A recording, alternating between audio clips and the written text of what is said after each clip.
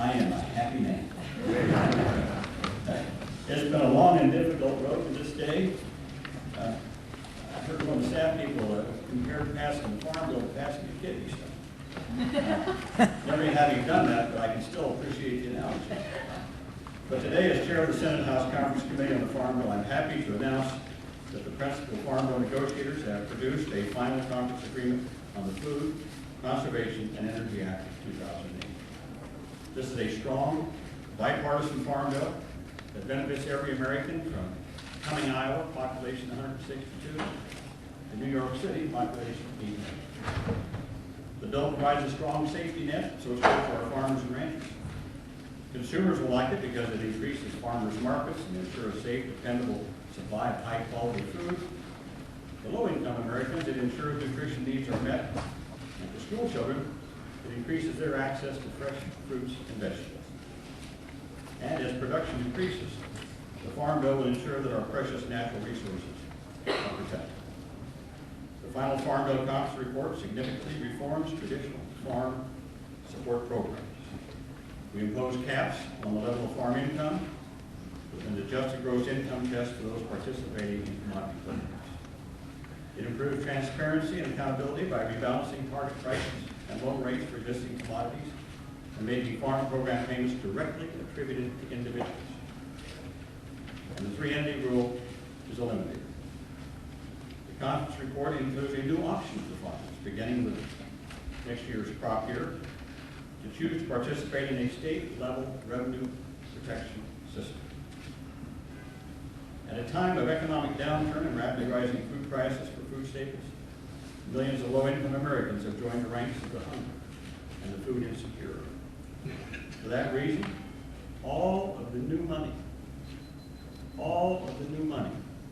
that we were able to secure for this new farm bill has gone into the nutrition title, bringing new investment in nutrition to nearly $10.4 billion.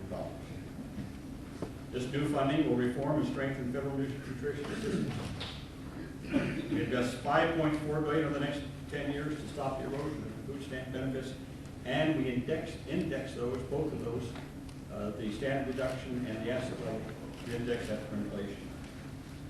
We provide more money for assistance to families with high child care expenses by taking the cap off of the deductible child care allowance. And we have raised the minimum benefit by 50%.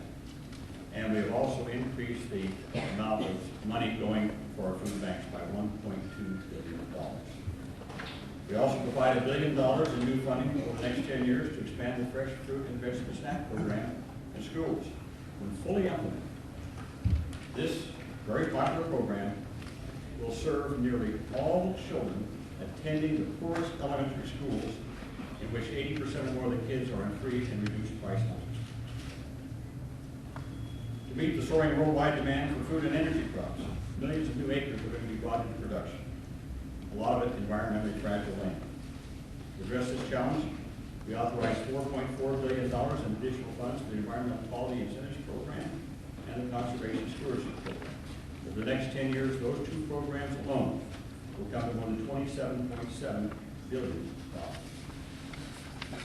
We will enroll about 13 million acres a year in the Conservation Stewardship Program. The Wetlands Reserve Program also gets a number of improvements and $1.3 billion to implement it. The bill creates a new initiative focused on restoring the Chesapeake Bay and addressing the unique environmental and conservation needs of the surrounding area. All-time gasoline prices, high prices, are wreaking havoc with family budgets, but without the inputs of biofuels, prices at the pump would be as much as 50 cents higher.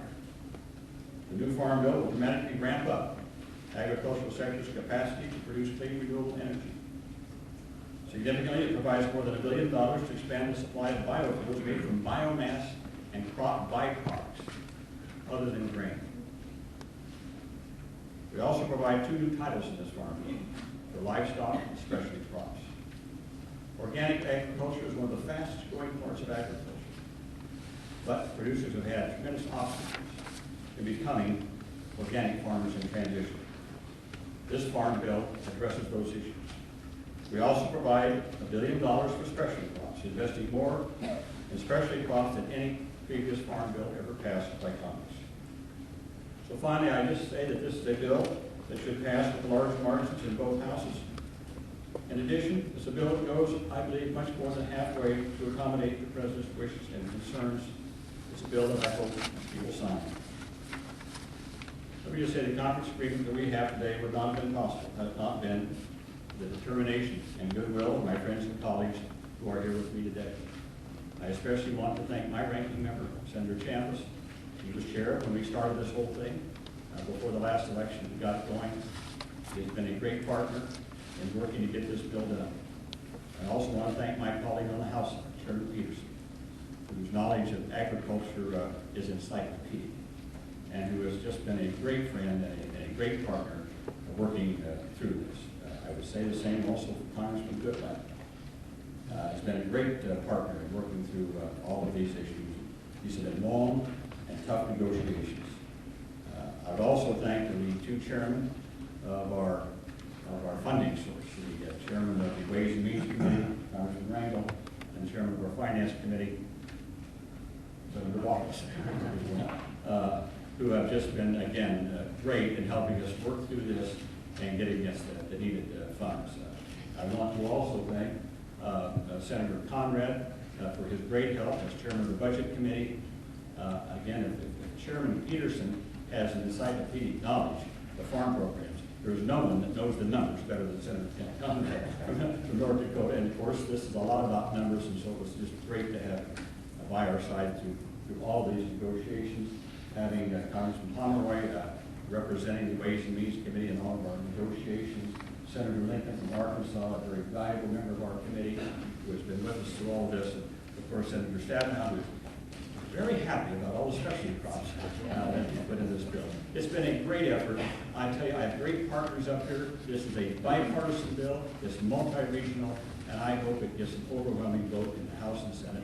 And now I will turn again to my partner in this, getting it through Chairman Collins.